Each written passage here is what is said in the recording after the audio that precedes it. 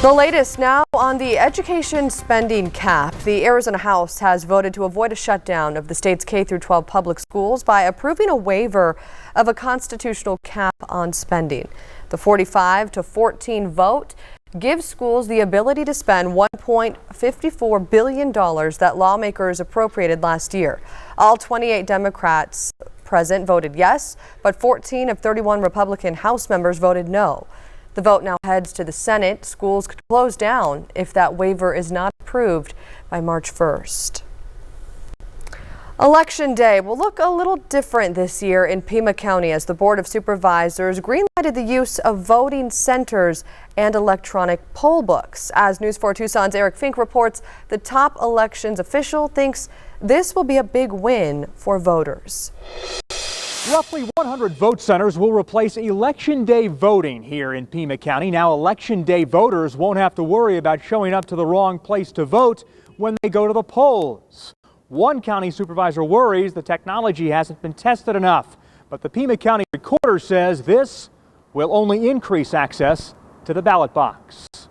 With vote centers, we take away that opportunity for people to go to the wrong location by saying they can go anywhere. Pima County Recorder Gabriela Casares-Kelly says for the more than 70% of Pima County voters who drop their ballot in the mail or vote early, nothing will change. But for voters who vote on Election Day, both in the August primary and the November general, they can now go to any vote center in the county to cast a ballot. Most counties in Arizona already use Election Day vote centers.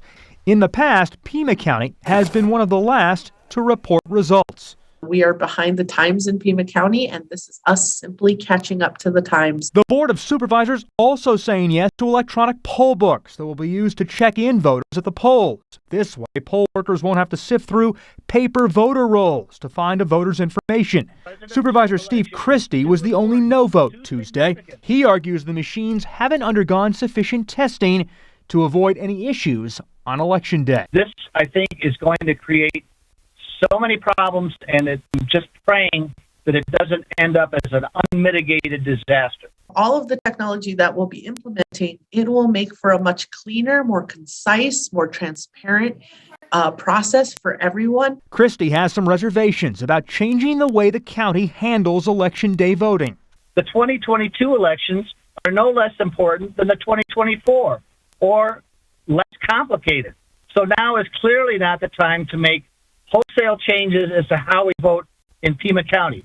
Casares-Kelly says this will only engage more people in the political process. Making it easier, faster, more accessible. We can only have a true representation if all people are participating. Downtown, I'm Eric Fink, News 4 Tucson.